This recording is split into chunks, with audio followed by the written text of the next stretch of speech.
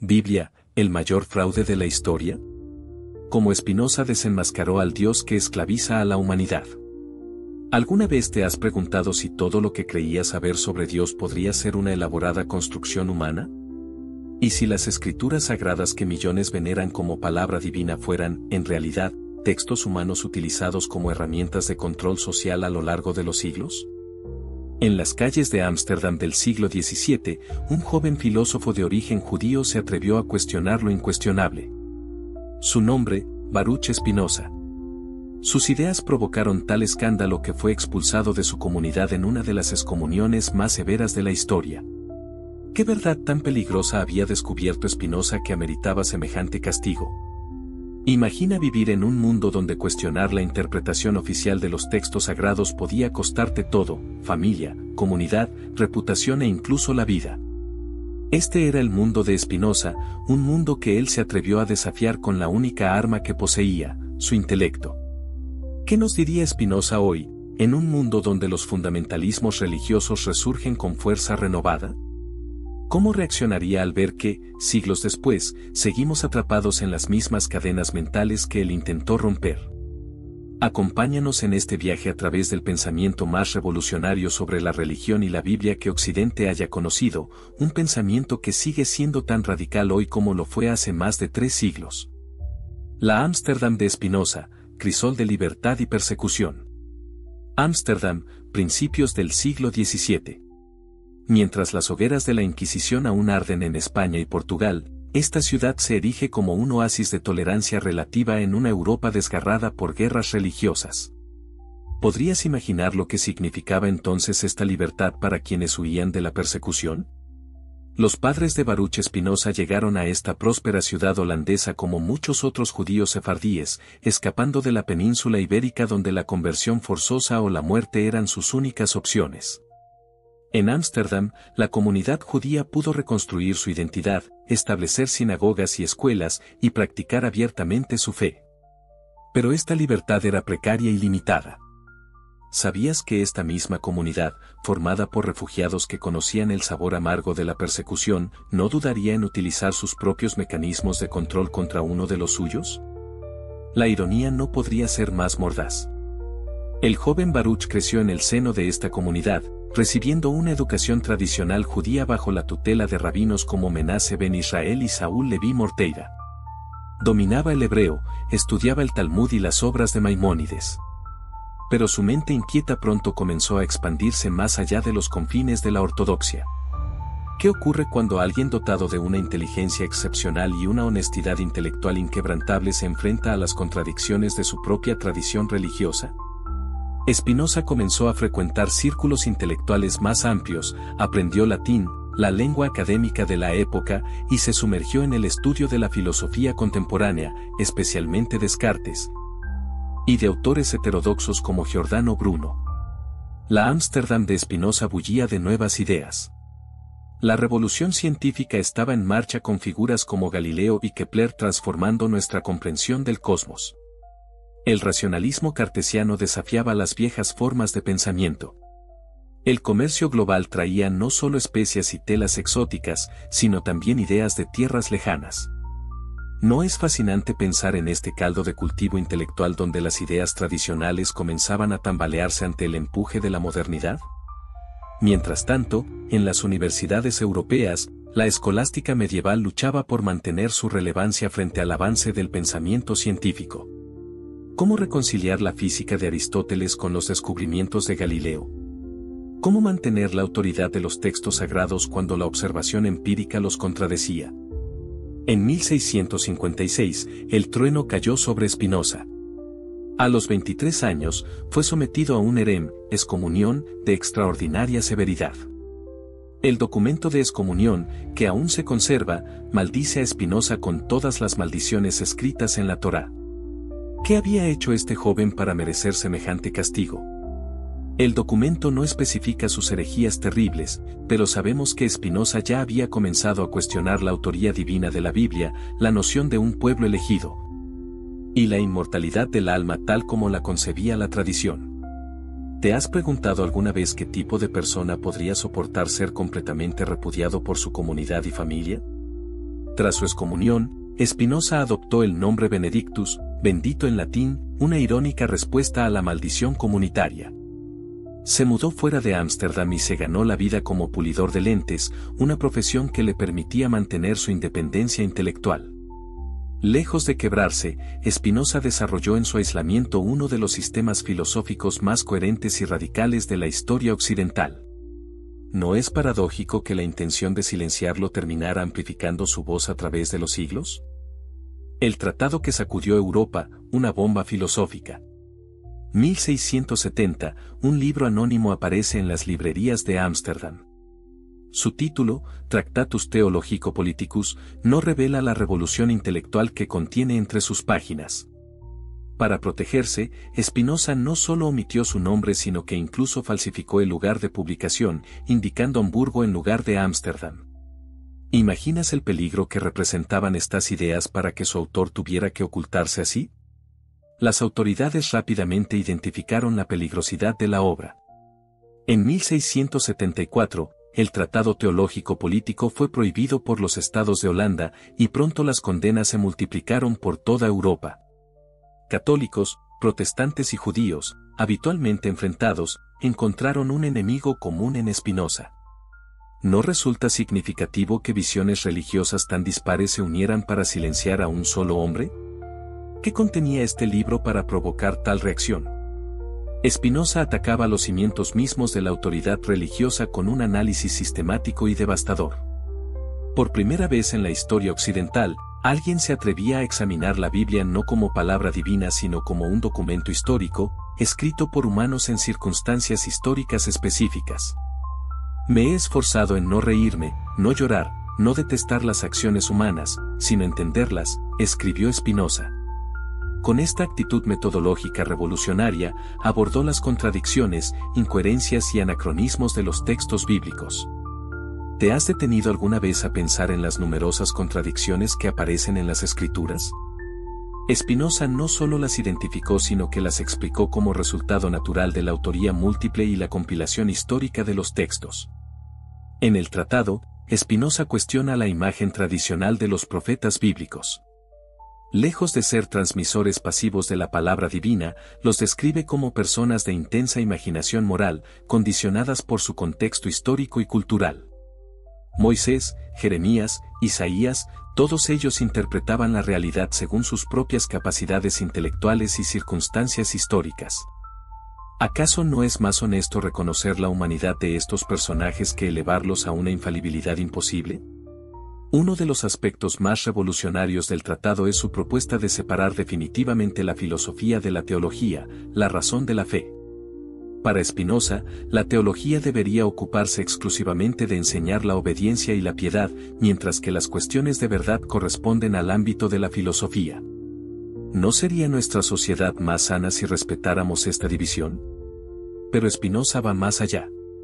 ¿Y si la verdadera intención de muchos pasajes bíblicos no fuera transmitir verdades eternas sino simplemente controlar a una población específica en un momento histórico determinado? Spinoza señala cómo las leyes mosaicas, presentadas como mandatos divinos, eran en realidad herramientas políticas adaptadas a las necesidades de una nación específica en formación. Con frialdad analítica, Spinoza examina las narraciones de milagros bíblicos. ¿Eventos sobrenaturales o simples fenómenos naturales mal comprendidos por mentes prescientíficas? Para Spinoza, la creencia en milagros no solo era irracional sino peligrosa, pues socavaba la comprensión de la naturaleza como un sistema coherente y gobernado por leyes inmutables. ¿No es fascinante que en el siglo XVII, Spinoza anticipara muchas conclusiones de la moderna crítica bíblica que se desarrollaría 2 siglos después? Cuando los estudios bíblicos del siglo XIX comenzaron a proponer la teoría documental del Pentateuco o la existencia de múltiples Isaías, estaban en realidad siguiendo el camino abierto por Spinoza. La demolición de la autoridad bíblica, un análisis revolucionario. ¿Alguna vez te has preguntado quién escribió realmente el Pentateuco? La tradición atribuye estos 5 primeros libros de la Biblia a Moisés, pero Spinoza, con aguda precisión, señala lo absurdo de esta creencia. ¿Cómo podría Moisés haber narrado su propia muerte y funeral? ¿Cómo podría describir lugares con nombres que serían asignados siglos después? Con meticulosidad de detective, Spinoza identifica anacronismos, contradicciones y cambios estilísticos que demuestran que el Pentateuco no pudo ser obra de un solo autor y ciertamente no de Moisés. No es sorprendente que este análisis, realizado en el siglo XVII, anticipara en 2 siglos las conclusiones de la crítica bíblica moderna. No hay duda de que los libros de Moisés fueron escritos por alguien que vivió mucho tiempo después de Moisés, afirma Spinoza categóricamente. Y continúa desmontando la autoría tradicional de otros libros bíblicos. Los libros históricos no fueron escritos por los protagonistas de esos eventos, los profetas son compilaciones tardías. El libro de Daniel contiene referencias a eventos muy posteriores a la época de su supuesto autor. Para comprender la audacia de Spinoza, debemos recordar que en su tiempo la crítica bíblica apenas existía. La creencia común era que Dios había dictado o inspirado directamente cada palabra de las Escrituras. ¿Te imaginas el escándalo que causaría escuchar que la Biblia era simplemente una colección de textos humanos, compilados y editados a lo largo de siglos por diferentes autores con agendas políticas y teológicas diversas? Pero Spinoza no se detiene en la crítica textual. Va más allá para cuestionar el estatus de pueblo elegido que se atribuían los judíos, y por extensión, que los cristianos reclamaban para sí. ¿Y si la elección no fuera un privilegio metafísico sino simplemente un mecanismo de cohesión social y política? Los judíos no fueron elegidos por Dios para la verdadera felicidad o conocimiento, sino para un propósito completamente diferente, escribe Spinoza, sugiriendo que ese propósito era puramente político y temporal. Con implacable lógica, Spinoza desmantela también la creencia en la profecía como comunicación directa de Dios. Los profetas, argumenta, eran simplemente personas con vívida imaginación moral, condicionadas por su entorno cultural y sus limitaciones intelectuales. Sus visiones reflejaban sus propias personalidades y circunstancias, no verdades eternas. ¿No explica esto mejor las contradicciones entre diferentes profetas bíblicos? El análisis de los milagros es otro de los puntos donde Spinoza muestra su genio crítico. Nada sucede en la naturaleza que contradiga sus leyes universales, afirma. Si los milagros existieran, contradirían la perfección divina, pues implicarían que Dios necesita corregir o intervenir en su propia creación. Los supuestos milagros bíblicos son, para Spinoza, fenómenos naturales mal comprendidos o relatos exagerados. ¿No resulta más coherente esta explicación que aceptar la suspensión arbitraria de las leyes naturales? La estrategia de Spinoza es devastadora, utiliza la propia Biblia para cuestionar la interpretación tradicional de la Biblia. Cita pasajes que se contradicen entre sí, muestra cómo diferentes autores bíblicos sostienen visiones teológicas incompatibles. Y señala cómo la Biblia misma admite que sus textos han sido compilados y editados por escribas posteriores. ¿Cuáles son las implicaciones de esta demolición de la autoridad bíblica? Para Spinoza, son profundamente liberadoras. Si la Biblia es un texto humano, producto de su tiempo y circunstancias, entonces no puede ser la base de verdades eternas o dogmas incuestionables. La razón, no la tradición o la autoridad, debe ser nuestra guía para distinguir lo valioso de lo caduco en las Escrituras. La palabra de Dios no consiste en un cierto número de libros, escribe Spinoza, sino en la simple idea de la mente divina revelada a los profetas, es decir, en obedecer a Dios con todo el corazón practicando la justicia y la caridad. ¿No es esta una visión mucho más elevada de la religión que la sumisión ciega a textos antiguos? El Dios de Spinoza, una revolución teológica.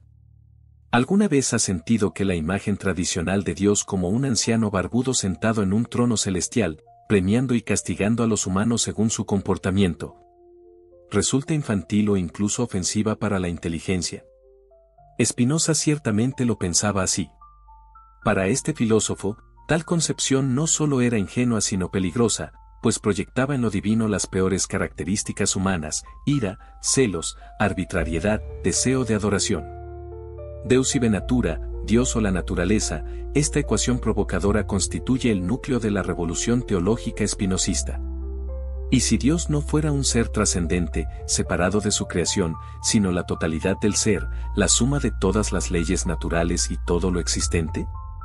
Este es el Dios de Spinoza, no un creador antropomórfico sino la sustancia infinita que constituye la realidad misma. ¿Te das cuenta de lo radical que era esta propuesta en el siglo XVII? Para las religiones abrahámicas, la distinción entre creador y creación era fundamental. El Dios de Spinoza, en cambio, no crea el mundo desde afuera sino que se expresa a través de él, como las propiedades de un triángulo se expresan a través de su definición geométrica. Por Dios entiendo un ser absolutamente infinito, es decir, una sustancia que consta de infinitos atributos, cada uno de los cuales expresa una esencia eterna e infinita, escribe Spinoza en su Ética. Esta definición pulveriza siglos de teología tradicional. ¿Cómo podría un Dios así interesarse particularmente en los asuntos humanos? ¿Cómo podría tener preferencias, elegir pueblos, o dejarse influir por oraciones y sacrificios? El Dios bíblico a menudo aparece retratado con emociones humanas, se arrepiente, se enfurece, se compadece. Para Spinoza, atribuir estas características a Dios es un error fundamental. Ni el intelecto ni la voluntad pertenecen a la naturaleza de Dios, afirma. El Dios espinosista no piensa ni decide como un humano, sino que se expresa necesariamente según leyes inmutables. Esta concepción tiene consecuencias devastadoras para la religión tradicional. Si Dios es la naturaleza y actúa según leyes necesarias, entonces los milagros son imposibles, pues implicarían que Dios contradice su propia naturaleza. La oración petitoria pierde sentido, pues no hay un ser personal que pueda escucharla y alterar el curso natural de los eventos. Los rituales y sacrificios se vuelven inútiles, pues no existe un Dios capaz de ser apaciguado o complacido. ¿Te has preguntado alguna vez por qué un Dios supuestamente bondadoso permite el mal y el sufrimiento? Este problema del mal ha atormentado a teólogos durante siglos.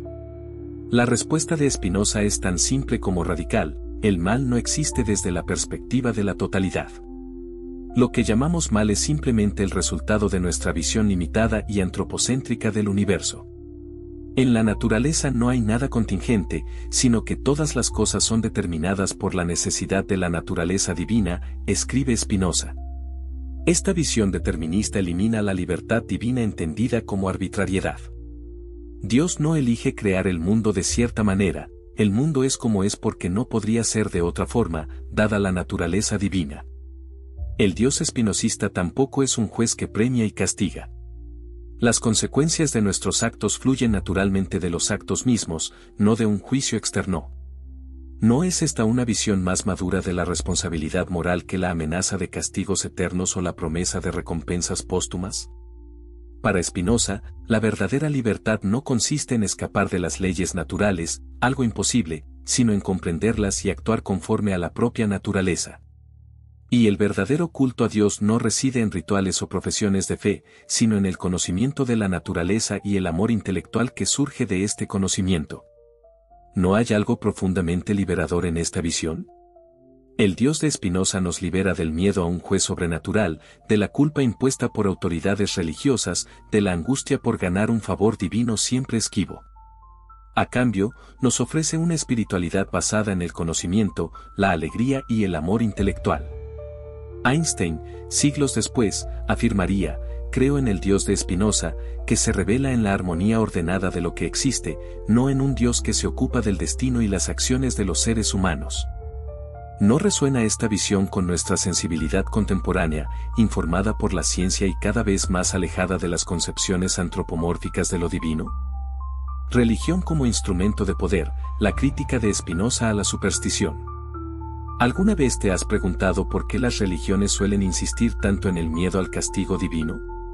¿Por qué tantos líderes religiosos parecen obsesionados con controlar la conducta de sus seguidores? ¿Por qué la superstición persiste incluso en sociedades tecnológicamente avanzadas? Spinoza ofrece respuestas demoledoras a estas preguntas, desenmascarando los mecanismos psicológicos y sociales que transforman la religión de búsqueda espiritual en instrumento de control. Los hombres no serían en absoluto supersticiosos si pudieran gobernar todas sus circunstancias mediante reglas certeras, o si la fortuna les fuera siempre favorable, escribe en el prefacio del Tratado Teológico Político. Para Spinoza, el origen de la superstición reside en una combinación fatal de miedo e ignorancia. ¿No es cierto que cuando nos enfrentamos a fuerzas que no comprendemos y no podemos controlar, tendemos a buscar explicaciones sobrenaturales y protección mágica? Los seres humanos, fluctuando constantemente entre el miedo y la esperanza, son vulnerables a cualquiera que les ofrezca certezas en un mundo incierto. La superstición, pues, es engendrada, conservada y fomentada por el miedo, afirma categóricamente Spinoza. Y precisamente porque el miedo es una emoción tan poderosa, aquellos que logran manipularlo adquieren un inmenso poder sobre los demás. ¿No explica esto por qué tantas religiones enfatizan amenazas de castigos terribles, desde el infierno eterno hasta la reencarnación en formas inferiores? Spinoza identifica con precisión cómo las autoridades religiosas explotan esta vulnerabilidad humana.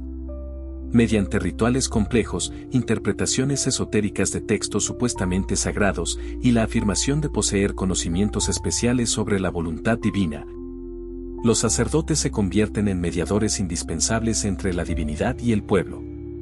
¿Has notado cómo en muchas tradiciones religiosas los textos sagrados deben ser interpretados exclusivamente por una clase sacerdotal especializada? El gran secreto del régimen monárquico y su máximo interés consisten en mantener engañados a los hombres y en disfrazar, bajo el especioso nombre de religión, el miedo con el que se los quiere controlar. Escribe Spinoza con sorprendente franqueza. ¿No resulta fascinante que un filósofo del siglo XVII identificara tan claramente la alianza entre poder político y religioso para mantener sometida a la población? Para ilustrar su punto, Spinoza analiza la teocracia hebrea descrita en el Antiguo Testamento. Después del Éxodo, Moisés estableció un sistema político-religioso donde la ley civil era indistinguible de la ley divina. Este sistema, argumenta Spinoza, no se basaba en la superioridad moral del pueblo hebreo sino en su particular situación histórica, esclavos recién liberados, sin educación política. Necesitaban ser gobernados mediante el miedo y la esperanza más que mediante la razón. ¿Y no es este el patrón que se repite a lo largo de la historia? Spinoza señala cómo las monarquías europeas de su tiempo manipulaban el sentimiento religioso para mantener su legitimidad. El derecho divino de los reyes, la coronación por autoridades eclesiásticas, la persecución de herejes como enemigos del Estado, todos estos mecanismos servían para un mismo propósito, mantener el control social. Pero la crítica de Spinoza va más allá de lo político. La superstición, argumenta, corrompe la propia naturaleza humana al fomentar pasiones tristes como el miedo, la culpa y el odio. La superstición enseña a los hombres a despreciar la razón y la naturaleza, y a admirar y venerar solo aquello que contradice ambas, escribe. ¿No es exactamente lo que vemos cuando los fundamentalismos religiosos atacan la ciencia, la filosofía y el arte? Para Spinoza, el daño más profundo que causa la superstición es impedir el desarrollo de nuestra capacidad racional, nuestra herramienta más poderosa para alcanzar la libertad y la felicidad. Al enseñarnos a desconfiar de nuestra razón y a someternos a autoridades externas, la religión supersticiosa nos mantiene en un estado de perpetua minoría de edad intelectual. ¿No te parece revelador que muchas tradiciones religiosas insistan en la fe ciega y desalienten el cuestionamiento crítico? La alternativa que propone Spinoza es radical, una religiosidad basada en la razón, una ética fundamentada en el conocimiento de la naturaleza, incluida nuestra propia naturaleza humana, y una política que separe claramente el ámbito religioso del civil. Para que la piedad y la paz del alma estén exentas de toda superstición, es de suma importancia conocer a Dios adecuadamente, escribe. Y este conocimiento, para Spinoza, solo puede alcanzarse mediante la razón, no a través de revelaciones sobrenaturales o textos antiguos interpretados literalmente. ¿No es revolucionario que Spinoza proponga la razón, no como enemiga de la verdadera religiosidad, sino como su único camino legítimo? En una época donde la razón y la fe se consideraban frecuentemente antagónicas, Spinoza sugiere que solo mediante el pleno desarrollo de nuestra racionalidad podemos alcanzar lo que él llama el amor intelectual de Dios, la forma más elevada de conocimiento y felicidad. La visión política de Spinoza, democracia y libertad de pensamiento. ¿Qué tipo de Estado permitiría a los seres humanos desarrollar plenamente sus capacidades? ¿Es posible un sistema político que promueva tanto la estabilidad social como la libertad individual? ¿Pueden religión y política coexistir sin que una tiranice a la otra? A estas preguntas fundamentales responde Spinoza con una visión política sorprendentemente moderna, articulada principalmente en su tratado teológico político y completada en su inacabado tratado político. Para un filósofo del siglo XVII, sus conclusiones resultan asombrosamente cercanas a nuestras concepciones democráticas contemporáneas. El verdadero fin del Estado es la libertad, afirma Spinoza categóricamente. Pero, ¿qué entiende exactamente por libertad? No se trata del simple hacer lo que uno quiera, sino de la posibilidad de desarrollar plenamente nuestras capacidades racionales y vivir según nuestra verdadera naturaleza. El estado ideal espinosista no existe para reprimir a los ciudadanos sino para crear las condiciones donde éstos puedan florecer como seres racionales. ¿Te has preguntado alguna vez por qué tantos regímenes políticos a lo largo de la historia han intentado controlar el pensamiento de sus ciudadanos? Para Spinoza, este es el error fundamental de los estados tiránicos, pretender gobernar las mentes cuando solo pueden y deben gobernar las acciones externas. Nadie puede transferir a otro su derecho natural o su facultad de razonar libremente y de opinar sobre cualquier cosa, ni puede ser forzado a hacerlo, escribe Spinoza. El pensamiento, por su propia naturaleza, permanece libre incluso bajo la más severa opresión. En una época donde la censura era la norma y la persecución religiosa una práctica común, Spinoza defiende con audacia la libertad de expresión. En un estado libre, cada uno tiene el derecho de pensar lo que quiera y decir lo que piense. ¿No te parece extraordinario que en el siglo XVII, Spinoza formulara un principio que sigue siendo piedra angular de las democracias modernas? La defensa espinosista de la libertad de pensamiento y expresión no se basa en argumentos idealistas sino pragmáticos. Intentar reprimir estas libertades, argumenta, no solo es injusto sino contraproducente, pues genera resentimiento, hipocresía y eventual rebelión. Los decretos contra la conciencia exasperan a los hombres honrados, observa agudamente. ¿No confirma la historia esta observación, desde las persecuciones religiosas hasta la censura en regímenes autoritarios modernos? Pero la visión política más revolucionaria de Spinoza es quizás su defensa de la separación entre religión y Estado. En una Europa donde la alianza entre trono y altar era la norma, Spinoza propone una radical laicidad. La religión, argumenta, debe limitarse a promover la piedad y la caridad, sin inmiscuirse en asuntos civiles. El Estado, por su parte, debe garantizar la libertad religiosa mientras impide que cualquier confesión imponga sus dogmas a toda la sociedad. Es absolutamente necesario conceder a los hombres la libertad de juicio y que sean gobernados de tal modo que no consideren un crimen que cada uno piense lo que quiera y diga lo que piense, insiste Spinoza. ¿No resulta sorprendente que esta defensa de la tolerancia surgiera en el mismo siglo de la Guerra de los 30 años, uno de los conflictos religiosos más sangrientos de la historia europea? Para fundamentar su visión, Spinoza realiza un brillante análisis de la teocracia hebrea descrita en el Antiguo Testamento. Contrariamente a quienes veían en ella un modelo político ideal, Spinoza la presenta como un sistema apropiado únicamente para circunstancias históricas específicas, un pueblo recién liberado de la esclavitud, sin experiencia política previa. La fusión entre autoridad religiosa y civil, argumenta, era necesaria entonces, pero resulta perniciosa en sociedades más desarrolladas. ¿Y cuál es, para Spinoza, la mejor forma de gobierno? Aunque analiza con lucidez distintos sistemas políticos, su preferencia por la democracia es clara. Este sistema político es, pues, el más natural y el que más se aproxima a la libertad que la naturaleza concede a cada individuo, escribe en el Tratado Político. La democracia, para Spinoza, no se justifica meramente como expresión de la voluntad popular sino como el sistema que mejor puede equilibrar las pasiones humanas y promover decisiones racionales. Siglos antes de Montesquieu, Spinoza comprende la importancia de dividir y equilibrar el poder. En su análisis de la República holandesa de su tiempo, valora positivamente la compleja distribución de autoridad entre estados provinciales, consejos municipales y magistrados electos. Esta fragmentación del poder, observa, previene la tiranía y promueve decisiones más moderadas. ¿Sabías que Spinoza anticipó también el concepto moderno de contrato social? Aunque no lo llama así, su teoría del origen del Estado se basa en la idea de que los individuos ceden parte de su poder natural a la comunidad para obtener mayor seguridad y bienestar. Este pacto, sin embargo, nunca implica la renuncia total a la libertad individual, especialmente en el ámbito del pensamiento. La visión política espinosista culmina en un ideal de racionalidad colectiva. El mejor Estado, sugiere, es aquel que fomenta el desarrollo de la razón en sus ciudadanos, pues ciudadanos racionales tomarán mejores decisiones colectivas, creando un círculo virtuoso.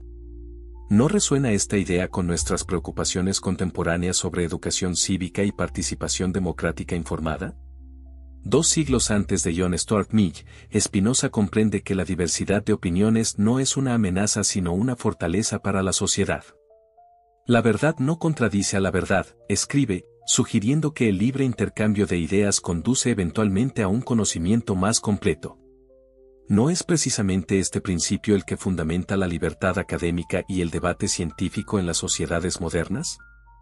Para apreciar la originalidad de Spinoza, debemos recordar que escribía en una época donde la tolerancia religiosa era vista con sospecha y la censura era práctica común. Sus contemporáneos Hobbes y Locke, aunque importantes en el desarrollo del pensamiento político moderno, no llegaron tan lejos como él en la defensa de la libertad de pensamiento.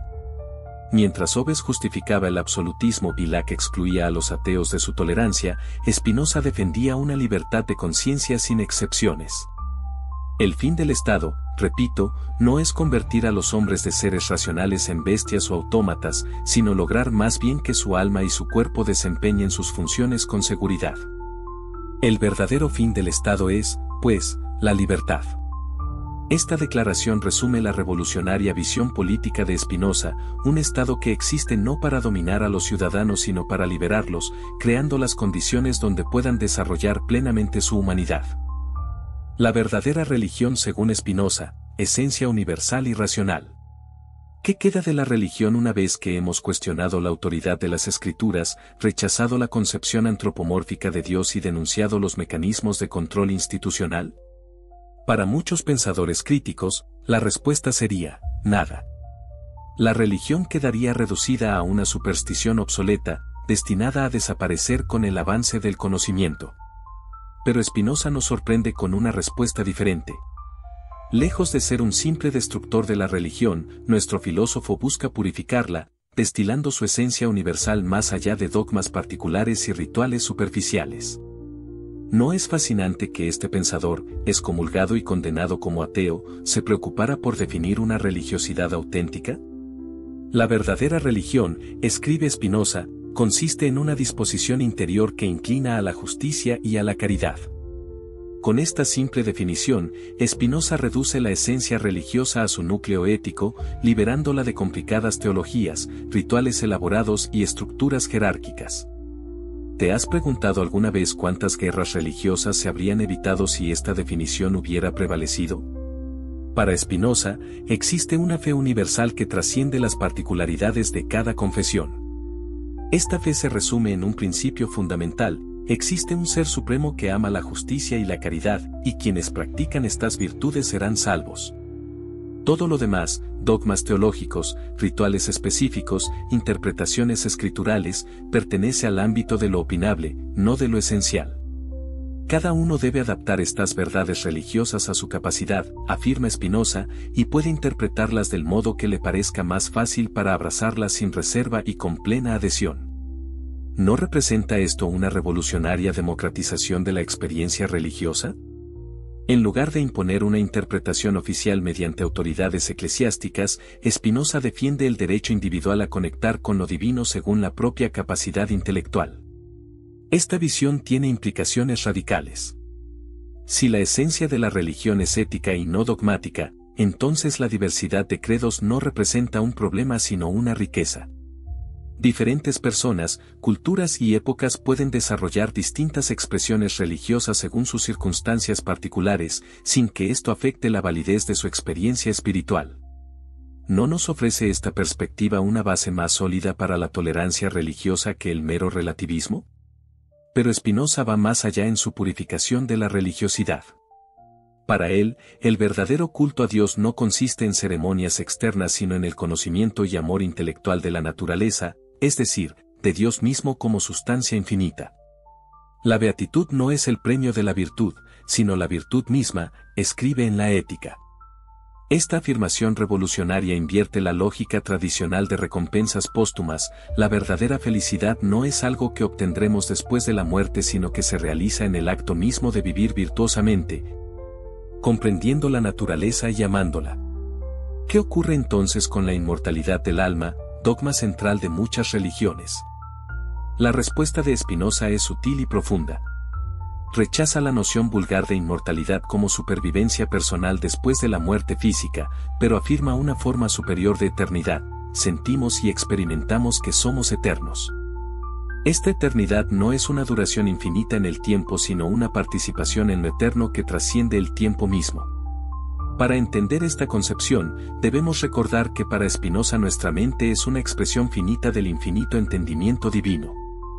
La parte de nuestra mente que alcanza el conocimiento adecuado de las cosas participa de lo eterno, pues conoce las cosas bajo la especie de eternidad, subespecie eternitatis. ¿No representa esto una forma más elevada de inmortalidad que la simple persistencia de una identidad personal? La religiosidad espinosista culmina en lo que él llama el amor intelectual de Dios, amor Dei intellectualis. Este amor no es un sentimiento irracional sino el gozo que acompaña al conocimiento de las cosas singulares como expresiones necesarias de la sustancia infinita. Cuanto más conocemos la naturaleza y sus leyes, más amamos a Dios /naturaleza, y este amor constituye nuestra máxima felicidad. La felicidad no es el premio de la virtud, sino la virtud misma, insiste Spinoza.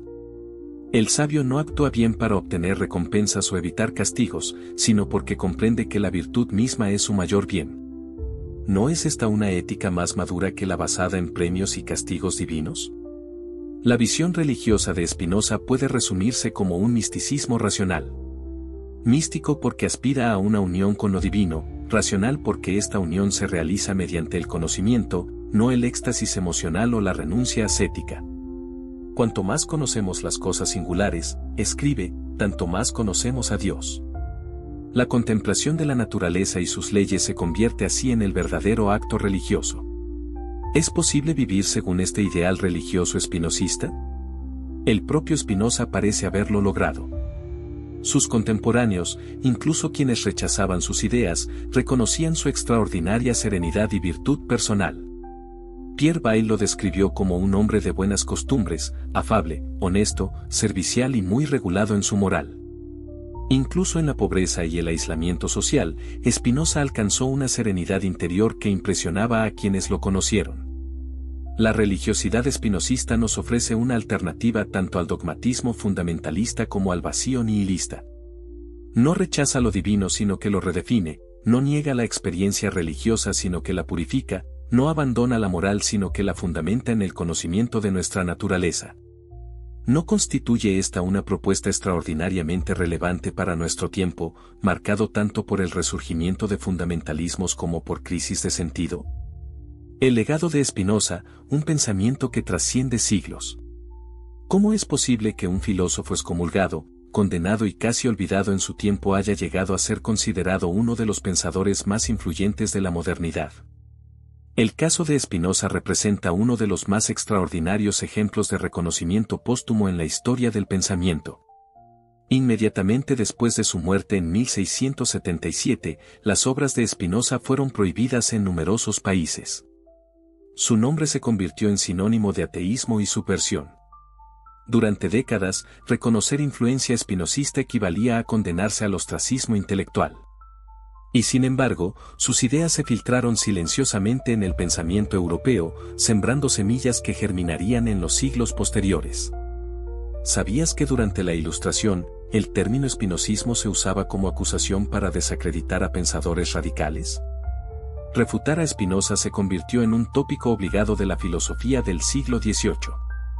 Pero como señaló Heinrich Heine, todos nuestros filósofos contemporáneos, quizás sin saberlo, miran a través de los lentes que Spinoza pulió.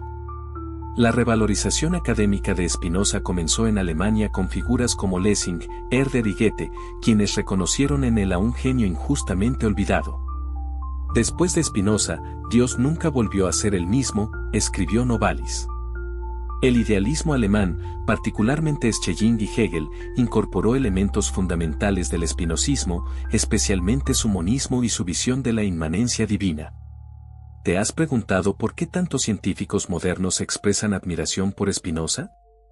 Einstein declaró, creo en el Dios de Spinoza, que se revela en la armonía ordenada de lo que existe. Esta afinidad no es casual. La concepción spinozista de una naturaleza gobernada por leyes necesarias y cognoscibles mediante la razón preparó el terreno para la cosmovisión científica moderna. El impacto de Spinoza en el campo de la crítica bíblica ha sido incalculable. Su método histórico crítico, revolucionario en el siglo XVII, se convirtió en estándar académico en el siglo XIX. La hipótesis documentaria sobre los orígenes del Pentateuco, desarrollada por Julius Wellhausen, representa en muchos sentidos la confirmación de las intuiciones spinozistas mediante investigación filológica sistemática. Quizás uno de los legados más significativos de Spinoza sea su defensa de la libertad de pensamiento. Sus argumentos a favor de la tolerancia y la libertad de expresión anticiparon los principios fundamentales del liberalismo político. John Locke publicó su famosa Carta sobre la Tolerancia en 1689, pero las ideas de Spinoza sobre este tema, expresadas en el Tratado Teológico Político 1670, eran considerablemente más radicales y coherentes. ¿Por qué Spinoza sigue fascinando a pensadores contemporáneos? Filósofos como Gilles Deleuze, Antonio Negri y Judith Butler han encontrado en él un aliado para desarrollar teorías sobre poder, deseo y libertad. Su crítica a las estructuras religiosas represivas resuena poderosamente en una época donde los fundamentalismos religiosos resurgen con fuerza renovada. La concepción spinozista de un Dios/naturaleza inmanente ha encontrado eco en diversas corrientes de espiritualidad contemporánea, desde el panteísmo ecológico hasta formas no teístas de misticismo. Su visión de una religiosidad basada en el conocimiento y no en el dogma resulta atractiva para quienes buscan una espiritualidad compatible con la racionalidad científica. Pero el regreso de Spinoza no se limita a círculos académicos o espirituales. Su crítica de las pasiones tristes y su ética de la alegría han influido en movimientos políticos que buscan formas de emancipación no basadas en el resentimiento o la culpa. ¿No necesitamos urgentemente estas perspectivas en una época marcada por polarización y discursos de odio? El filósofo francés Martial Guérault escribió, de todas las grandes doctrinas, el espinozismo es quizás la única que jamás ha conocido eclipse alguno. Esta extraña persistencia se debe quizás a que Spinoza planteó preguntas fundamentales que siguen interpelándonos: ¿cómo conciliar ciencia y espiritualidad? ¿Cómo fundamentar una ética sin recurrir a mandatos divinos externos? ¿Cómo construir una política que promueva genuinamente la libertad? La relevancia contemporánea de Spinoza se manifiesta también en el ámbito de la neurociencia. Su teoría sobre la unidad mente-cuerpo y su análisis de las emociones han sido valorados por neurocientíficos como Antonio Damasio, quien ve en Spinoza un precursor de nuestra comprensión actual sobre la base corporal de los procesos mentales. El historiador Jonathan Israel ha identificado lo que llama la ilustración radical, una corriente subterránea del pensamiento moderno que, a diferencia de la ilustración moderada, Locke, Voltaire, cuestionó no solo los abusos religiosos sino los fundamentos mismos de la autoridad tradicional. Esta corriente, argumenta Israel, deriva principalmente de Spinoza, constituyendo la raíz más profunda de nuestros ideales democráticos y seculares. ¿No resulta irónico que este pensador, considerado demasiado peligroso para ser leído durante siglos, ahora sea reconocido como uno de los arquitectos intelectuales de los valores que consideramos más preciados? Libertad de pensamiento, tolerancia religiosa, separación Iglesia-Estado, derechos democráticos. Sin embargo, el regreso del espinozismo ocurre en un momento donde estos valores están nuevamente bajo ataque. El fundamentalismo religioso resurge globalmente, rechazando la separación entre religión y política. Regímenes autoritarios restringen la libertad de expresión.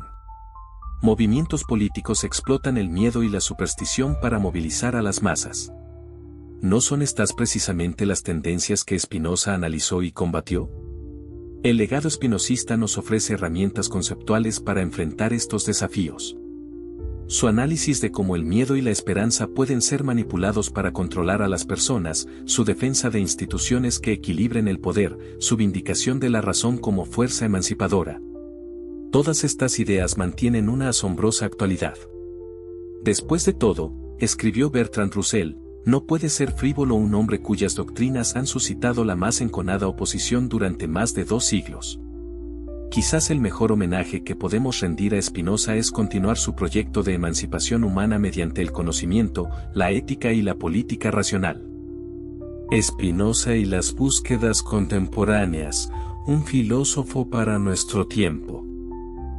¿Es posible que un filósofo del siglo XVII tenga algo relevante que decirnos sobre nuestras crisis actuales? La sorprendente respuesta, en el caso de Spinoza, es un rotundo sí. Sus análisis sobre la manipulación de las emociones colectivas, la instrumentalización política de la religión y la superstición como herramienta de control social parecen escritos para nuestra época. En un mundo donde las fake news y la posverdad amenazan el debate público, la defensa espinosista de la razón como fuerza emancipadora adquiere renovada urgencia. ¿No resuena su crítica a quienes se esfuerzan con todas sus fuerzas en que los hombres vivan dirigidos, no por la razón, sino contenidos por el miedo con nuestra experiencia política contemporánea? Nuestra era digital plantea nuevas preguntas sobre libertad y determinismo. Las tecnologías de vigilancia, los algoritmos predictivos y la manipulación psicológica masiva a través de redes sociales crean formas de control más sutiles que las imaginadas por Spinoza. Sin embargo, su análisis de cómo las pasiones humanas pueden ser utilizadas para dominar a las personas ofrece una base teórica crucial para entender estos fenómenos. ¿Sabías que el concepto espinosista de conatus, el esfuerzo por perseverar en el ser, ha influido en teorías contemporáneas sobre complejidad y autoorganización? Científicos como Stuart Kauffman encuentran en Spinoza intuiciones fundamentales para entender los sistemas vivos como entidades que mantienen activamente su organización frente a la entropía. La crisis ecológica global nos obliga a repensar radicalmente nuestra relación con la naturaleza. La visión espinosista de la naturaleza como expresión divina, digna de conocimiento y amor, ofrece una alternativa tanto al dualismo cartesiano, que reduce la naturaleza a materia inerte para explotación humana, como a ciertas formas de misticismo que rechazan el conocimiento científico. ¿No necesitamos urgentemente esta integración entre ciencia y reverencia por la naturaleza? En el ámbito de la salud mental, el análisis espinosista de cómo ciertos afectos disminuyen nuestra potencia de actuar mientras otros la aumentan ofrece un marco conceptual valioso. Su comprensión de la alegría como aumento de nuestra capacidad de acción y la tristeza como su disminución anticipa sorprendentemente enfoques contemporáneos sobre bienestar psicológico y resiliencia. La neurociencia contemporánea confirma cada vez más la intuición espinosista sobre la unidad mente-cuerpo. Antonio Damasio, en su obra En busca de Spinoza, demuestra cómo las emociones son fundamentalmente corporales y cómo la razón emerge de esta base corporal, no separada de ella. ¿No representa esto una vindicación extraordinaria del monismo espinosista frente al dualismo cartesiano que dominó el pensamiento occidental? En tiempos de polarización extrema, la ética espinosista nos recuerda que el odio nunca puede ser vencido por el odio sino solo por el amor. El odio aumenta cuando es mutuo, y puede, por el contrario, ser destruido por el amor, escribe Spinoza. Esta no es una afirmación sentimental sino una observación psicológica rigurosa. Responder al odio con odio solo alimenta un ciclo destructivo que disminuye la potencia de todos los involucrados.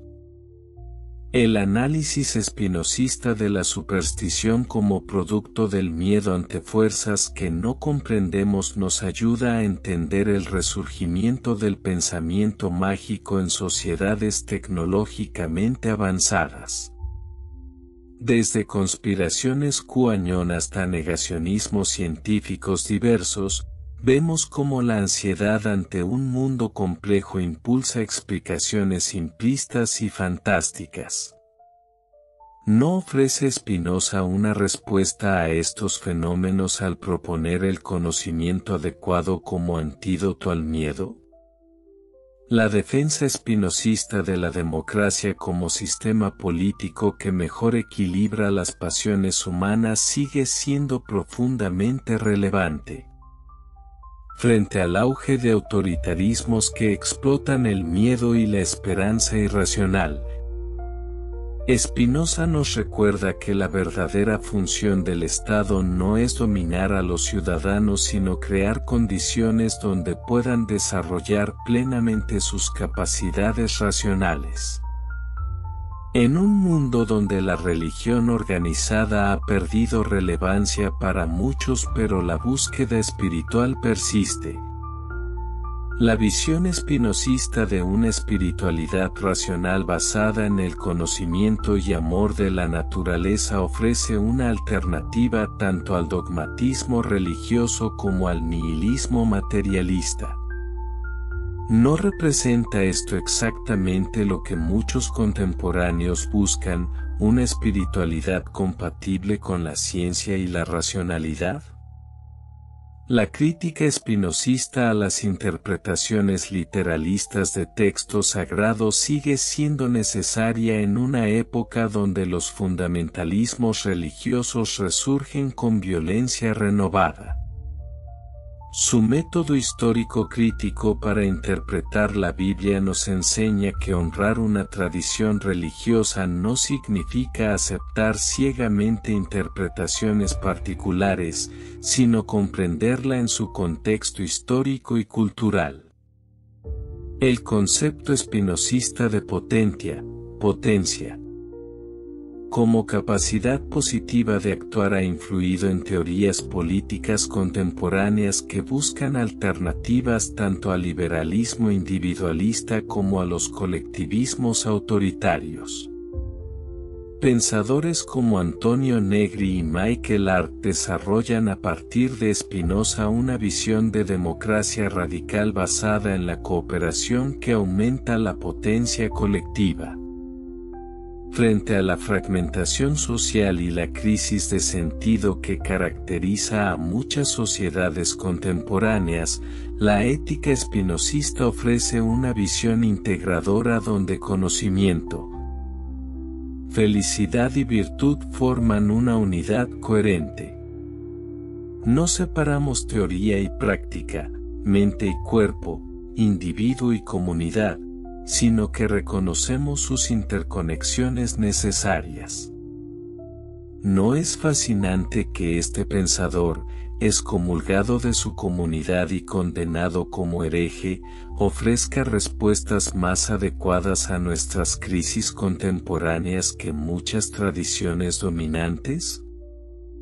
Quizás esto se deba a que Spinoza tuvo el valor de pensar desde los márgenes, libre de compromisos institucionales, guiado únicamente por la búsqueda de la verdad. Spinoza y la liberación del espíritu humano. ¿Fue la Biblia la mayor fraude de la historia? Tras nuestro recorrido por el pensamiento de Baruch Spinoza, podemos apreciar que la respuesta es tanto más compleja como más interesante que un simple sí o no. Para Spinoza, las escrituras no son fraudulentas en el sentido de una conspiración deliberada para engañar. Son, más bien, documentos históricos humanos que reflejan la comprensión que diversos autores, en diferentes épocas, tuvieron sobre lo divino y lo humano. El verdadero fraude no está en los textos originales sino en las interpretaciones posteriores que los transformaron en instrumentos de dominación, presentando opiniones humanas como decretos divinos inmutables. ¿Qué nos enseña Spinoza sobre la religión? No que debamos abandonarla, sino que podemos purificarla, destilando su esencia ética universal, justicia y amor, de los elementos supersticiosos y autoritarios que la han corrompido. La verdadera religiosidad, para Spinoza, no reside en textos, rituales o dogmas, sino en el conocimiento racional del mundo y el amor que surge de este conocimiento. El Dios que Spinoza desenmascara es, efectivamente, un Dios que esclaviza, una proyección antropomórfica utilizada para manipular mediante el miedo y la esperanza irracional. Pero más allá de esta crítica destructiva, Spinoza ofrece una concepción alternativa de lo divino, Dios como la sustancia infinita que se expresa en la totalidad de la naturaleza. Un Dios que no domina desde fuera sino que se manifiesta a través de leyes naturales cognoscibles por la razón. ¿Por qué sigue siendo Spinoza tan perturbador y a la vez tan inspirador? Porque nos invita a una madurez espiritual e intelectual que muchos sistemas religiosos y políticos temen. Nos desafía a pensar por nosotros mismos, a no aceptar autoridades externas sin cuestionamiento, a buscar una felicidad que no dependa de premios o castigos sino del desarrollo de nuestras propias capacidades.